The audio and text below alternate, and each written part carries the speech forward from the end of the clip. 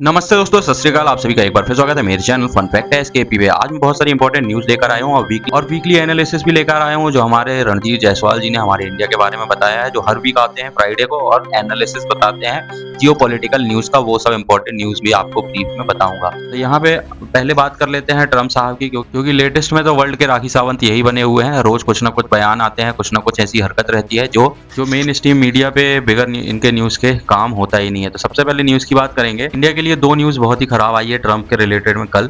आज की जो न्यूज़ है वो ट्रम्प ने H1B वीज़ा पे करीब $1 लाख, लगभग आज की डेट से देखा जाए तो 88 लाख रुपीज़ इंडियन फीस लगा दी है। ये स्किल्ड वर्कर्स खासकर इंडियंस के लिए गेम चेंजर है।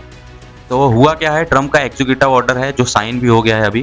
तो H1B वीज़ा एब्यूज रोकने के नाम पे हर एक एप्लीकेशंस पे $1 लाख एक्स्ट्रा, पहले सिर्फ $1500 लगते थे। सुनिए आप, $1500 के मुकाबले अब $1 लाख कर दिया गया है, मतलब $85,000 पर ईयर बढ़ा दिया गया है। लेकिन एप्लीकेशंस गिर भी गए हैं, जहां पहले 3,59,000 तक थे, अब 4 साल में और भी कम हो गए हैं। इंडिया के एंगल से देखें तो सबसे बड़ा हिट इंडिया को ही लगा है। इंडिया से 70% H1B वीज़ा आते हैं। अमेजॉन, गूगल, माइक्रोसॉफ्ट जैसे जायंट हैं जो टॉप यूजर्स हैं। अब स्मॉल स्टार्टअप जैसे इंडिया आईटी फर्म्स इसमें आउट हो जाएंगे। अटर्नी ताहिमा वास्टन बोलती हैं, ये nail in coffins for small बिज, इंडियन इंजीनियर्स के सपनों को तोड़ने जैसा है। जॉब्स नहीं मिलेगी इंडियन इंजीनियर्स को यूएस में अब, और कंपनीज इतना पैसा खर्च ही नहीं करेगी एक इंजीनियर के ऊपर। उनको अमेरिका में 1 साल के लिए इतना वीज़ा देने के लिए, प्लस उनको सैलरी अलग से देना है।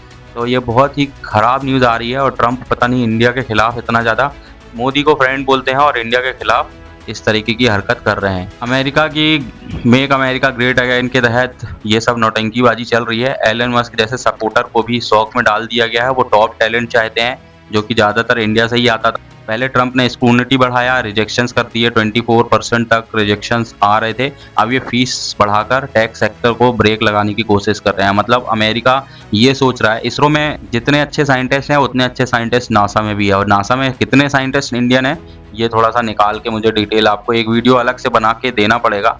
आप उसमें देखेंगे कि ट्रम्प जिस बहादुरी से ये काम कर रहे हैं, तो अगले 10 साल में ट्रम्प क्या हासिल कर पाएंगे इससे। क्योंकि आप अभी देख लीजिए कि इंडियंस है कहाँ नहीं। जितनी भी टेक कंपनीज है यूएस की बड़ी पोस्ट में ज़्यादातर इंडियंस ही बैठे हुए हैं। अगर इस तरीके की हालात हो जाएंगे कि इंडियंस को अगर 1 लाख फीस देनी पड़ेगी, तो जो बिग कंपनीज है वो इतना खर्चा नहीं उठा पाएंगी। और इतना अपने जो वर्कर्स हैं, जो अच्छे वर्कर्स, क्या होता है कि जैसे जो भी कंपनी के टैलेंटेड वर्कर होते हैं उनको इंडिया से शिफ्ट कर दिया जाता है, यूएस से लंदन, अमेरिका, इस तरीके जो अच्छे बड़ी कंपनीज होती हैं वो इस टाइप का प्रपोजल लेके आते हैं टैलेंट पर्सन के लिए। लेकिन अब क्या होगा, अब इतना ज़्यादा फीस के कारण बहुत सारे लोग जो हैं वो शॉर्टेज हो जाएंगे, उनको जाने का मौका ही नहीं मिलेगा, क्योंकि कंपनी आगे उनको भेजेगी ही नहीं अगर पर ईयर्स $1 लाख देना पड़ा। तो इंडिया के जीडीपी पे भी डायरेक्ट या इनडायरेक्ट कहें तो दोनों तरीके से लॉस है। यूएस जो है कॉम्पिटिटिवनेस से गिर सकता है, चाइना को प्रॉफिट हो सकता है, क्योंकि चाइना का मैन्युफैक्चर खुद का है। बहुत सारी कंपनीज चाइना की खुद की बड़ी चाइना में ही है। तो बाइडेन एरा में तो बहुत ईजी था, लेकिन ट्रम्प में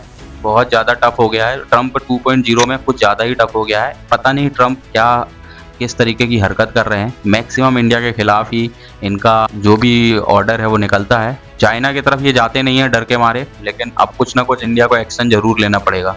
सेकेंड न्यूज़ की बात करूं, अमेरिका ने तीसरी बार एक एलीट ड्रग वेसल्स पे लीथल काइनेटिक स्ट्राइक किया है, जिसमें 3 मेल नार्को टेररिस्ट मारे गए हैं। प्रेसिडेंट ट्रम्प ने खुद ऑर्डर दिए थे और ये इंटरनेशनल वाटर्स में हुआ है, यूएस साउथर्न कमांड के एरिया में, जो साउथर्न अमेरिका और कैरिबियन को कवर करता है। पहली स्ट्राइक 2 सितंबर 2025 में, जिसमें 11 लोग मारे गए थे। वेनेजुएला के एंट्रेंट्स दी अरुगडा से लिंक थे, जो यूएस ने टेररिस्ट ग्रुप बताया था। पोर्ट फेनेटेल और कोकेन ले जा रही थी यूएस के तरफ। दूसरी स्ट्राइक अभी मैंने आपको 5-6 दिन पहले 15 सितंबर को बताया था, 3 और मारे गए थे। Same story, drug US poison करने वाले थे। ट्रम्प ने वीडियो पोस्ट किया था, तो सोतल पे बोट एक्सप्लोड होती हुई दिखाई दे रही थी। उसके पहले भी बंधक बनाया गया था। और तीसरी अभी लेटेस्ट आ रही है 20 सितंबर को। ट्रम्प का स्टेटमेंट भी आया है, on my orders lethal strike on narco trafficking vessels, no US arms, stop selling fentanyl in America, total 18+ dead. अब तक टोटल हो चुकी है 11 + 3 14, और हो सकता है इस बार 4 मरे हों, तो टोटल 18+ डेड अभी तक वेनेजुएला बोर्ड से हो चुकी है। वेनेजुएला के प्रेसिडेंट मादुरो ने कंडेम किया है, कहा है ये यूएस एग्रीगेशन हम डिफेंड करेंगे। कब डिफेंड करेंगे पता नहीं है, लेकिन डिफेंड करने का बयान हमेशा इनका आ रहा है। लीगल एक्सपर्ट्स बोलते हैं ये इंटरनेशनल लॉ वायलेट कर रहा है, ड्रग स्मगलिंग को आर्म थ्रेट नहीं माना जाता है। तो इंटरनेशनल लॉ को चेंज करने की ज़रूरत है अगर इंटरनेशनल लॉ वायलेट हो रहा है तो।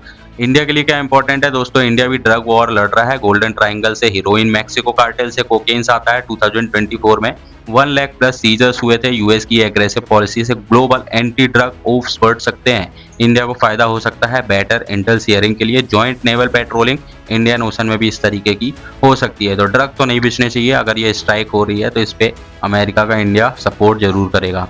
थर्ड न्यूज़ की बात करूँ, ट्रंप और सी जिनपिंग ने फ़ोन पे टिकटॉक का यूएस फीचर फिक्स कर दिया है, लेकिन डील पक्की है नहीं, इस पर अभी सस्पेंस बना हुआ है। ट्रंप ने तुरंत सोशल पे बोला है जी से प्रोडक्टिव कॉल हुई है, यूएस टिकटॉक पे बात हुई है, यूएस इन्वेस्टर को बेचने की डील अप्रूव हो गई है। ओरेकल जैसे बिग प्लेयर्स इसमें इन्वॉल्व हैं। बिटडेंस का एल्गोरिदम लाइसेंस पे रहेगा। जी ने जिनुआ से कहा है कि नेगोशिएशंस वेलकम है, लेकिन चाइना लॉस फॉलोस करेगा। बिटडेंस भी कंफर्म नहीं कर रहा है अभी ये सब डील के बारे में। बैकग्राउंड की स्टोरी ये है कि ट्रंप ने 4 बार बैन डिले किया है, अब डेडलाइन दिसंबर तक कर दी है। सुप्रीम कोर्ट ने 2024 लॉ अपहोल्ड किया था नेशनल सिक्योरिटी के लिए। इंडिया के लिए सुपर इम्पोर्टेंट है, याद है 2024 गलवान क्लैश के बाद हमने टिकटॉक को बैन कर दिया था। 200 करोड़ डाउनलोड थे टिकटॉक, सबसे ज़्यादा इंडिया पे यूज़ होता था, लेकिन हमने सिक्योरिटी के कारण इसे बैन कर दिया था। अब उसी सिक्योरिटी के कारण यूएस लड़ रहा है, अब देखते हैं आगे क्या होता है। फोर्थ न्यूज़ की बात करें, रशियन जेट्स बिना परमिशन के एस्टोनिया के स्काई में घुस गए 12 मिनट तक। ये सब यूरोप का नहीं, पूरी दुनिया का जियोपॉलिटिक्स को हिलाने वाला इंसिडेंट है। रशिया वर्सेस नाटो का नया ट्विस्ट है, पोलैंड, अर्मेनिया एंड ये अब नया एस्टोनिया। और इसका इंडिया पे क्या असर होगा थोड़ा सा देखते हैं। 19 सितंबर 2025 को 3 रशियन मिग 31 फाइटर जेट ने एस्टोनिया, जो नाटो मेंबर्स है, के एयर स्पेस को वायलेट किया गल्फ ऑफ फिनलैंड के ऊपर। एस्टोनिया के फॉरेन मिनिस्ट्री ने कहा ब्रेजन इंस्ट्रक्शंस, जेट्स बिना flight plan transponder of radio silent थे। टोटल 12 मिनट्स यहाँ पे रहे, जो एस्टोनिया डिफेंस मिनिस्टर ने बोला है कि अनप्रेसिडेंटेड है। नाटो ने तुरंत रिस्पॉन्ड किया है, फिनिश जेट्स ने पहले इंटरसेप्ट किया, फिर एस्टोनिया बेस्ड इटालियन F-35S ने एस्कोर्ट आउट करके भगाया। इटली, फिनलैंड, स्वीडन सब ने जेट्स स्क्रैम्बल किए हैं। एस्टोनिया ने रशिया डिप्लोमेट्स को समन किया प्रोटेस्ट के लिए। पीएम क्रिस्टल माइकल्स ने नाटो आर्टिकल 4 कंसल्टेंट्स मांगा है। ये अर्जेंट मीटिंग होती है एलीज के साथ, जैसे पोलैंड ने लास्ट वीक रशियन ड्रोन्स के बाद मांगा था। रशिया ने डिनाई किया है। डिफेंस मिनिस्ट्री बोला है schedule flights over neutral waters 3 kilometre दूर एस्टोनिया के वेनिंडुलो आइलैंड से। नो वायलेशंस पर एस्टोनिया बोलता है ये 2025 का 4th बार है ऐसा। यूएस चीफ काजा कलास ने बोला है डेंजरस प्रोवोकेशन है, पुतिन वेस्ट की टेस्टिंग कर रहे हैं। और सुला वॉन्डर लेयन ने ऐड किया है ईस्टर्न फ्लैंक स्ट्रॉन्ग करेंगे, प्रेशर बढ़ाएंगे। ट्रंप ने भी रिएक्ट किया है, don't like it, big trouble हो सकता है। दोस्तों फिफ्थ न्यूज की बात करेंगे, अडानी ग्रुप वर्सेस हिंडनबर्ग का 2 साल पुराना जो ड्रामा हुआ था 2023 में।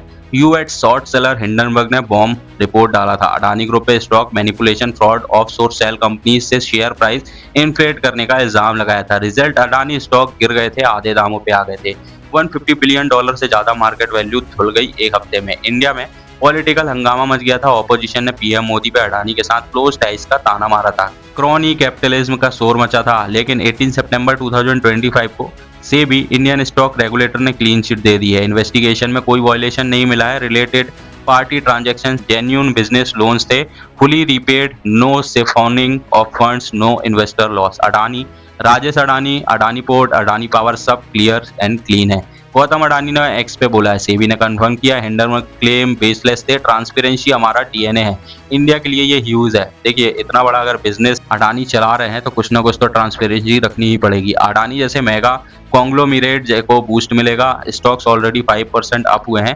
फॉरेन इन्वेस्टर कॉन्फिडेंट होंगे, इकोनॉमी स्ट्रांग रहेगी, मोदी गवर्नमेंट की क्रेडिबिलिटी भी अप होगी। अपोजिशन के लिए एलिगेशन लगाना अब वीक हो जाएगा। आगे की बात, बाकी 22 केसेस जो हैं insider trading, public float pending है, लेकिन ये वर्डिक्ट अडानी के ग्लोबल प्रोजेक्ट्स जैसे Adani port, sport and green energy पे स्पीड देगा। हिंडनबर्ग ऑलरेडी डिसबैंड हो गया है इस साल। नेट एडल्सन ने फैमिली टाइम बोला था, बट लगता है इम्पैक्ट ओवर हो गया है। इंडिया का कॉर्पोरेट ट्रस्ट बढ़ेगा, बट ऑपोजिशन नहीं छोड़ेगी, अभी इलेक्शन तक ये मसाला ही बना रहेगा। हाँ, गवर्नमेंट ने और भी एक ऑर्डर दिया है सोशल मीडिया साइट से अडानी के इस प्रकार के वीडियो जो भी डले हुए थे, चाहे वो न्यूज़ चैनल में हो या फिर किसी पर्सनल में, उनको सबको नोटिस दिया गया है कि इस तरीके के वीडियो को यूट्यूब से हटाया जाए। तो देखते हैं क्या होता है। 6 न्यूज़ की बात करूंगा, ये एक न्यूज़ नहीं है, एक्चुअली क्या है वीकली एनालिसिस है ये और ब्रीफ इंफॉर्मेशन है। एक्चुअली एमईए हैं रणधीर जायसवाल, उनकी लेटेस्ट वीकली मीडिया ब्रीफिंग के बारे में बताऊंगा। छोटे-छोटे पॉइंट्स में सारी न्यूज़ बताऊंगा कि उन्होंने जो इस हफ्ते जियोपॉलिटिक्स न्यूज़ में हुआ है उसके बारे में क्या बोला है।